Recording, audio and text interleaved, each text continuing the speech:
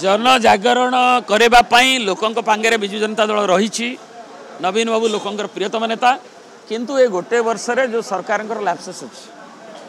जहाँ कहला प्रतिश्रुति ता प्रतारण परिणत होती लोक कहते तथाविज्ञ महल भी कहते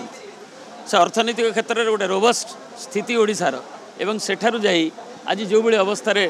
ओडिशा जाउछि एवं निम्नगामी होउछि आम राजस्व आमे देखिबे जे आम स्टेट डायरेक्ट रेवेन्यू जो इनकम 16% रु 3.6 रे पहुँची एवं आमर जो नॉन रेवेन्यू सोर्सेस सेटा 24% रु आसी पहुँचलानी 3.6 रे गोटे वर्ष आमर जो जीएसडीपी रु जो डेफिसिट 1.7% थिला आज तासी 3.5 पहुँचलानी संगीन अवस्था पहुँचलानी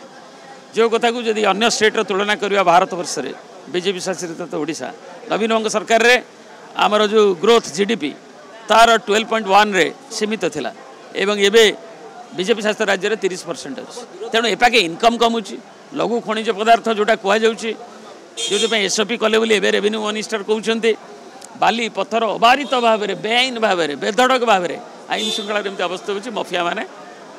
नेले आगे एवं जोटा 1500 कोटी गोटे उदाहरण दूसरी लघु खनिज गला वर्ष इनकम थिला बहुत कम सोर्स थिला एबे तो तार 20 गुण कले सोर्स इलीगल सोर्सेस एवं जुआड़े देखिए आगे जो तुलना करेंगे आप तो मीडिया पाखे खबर अच्छी एवं ताकू से आसी पहुँची 600 कोटी ये गोटे उदाहरण तेणु सबु क्षेत्र में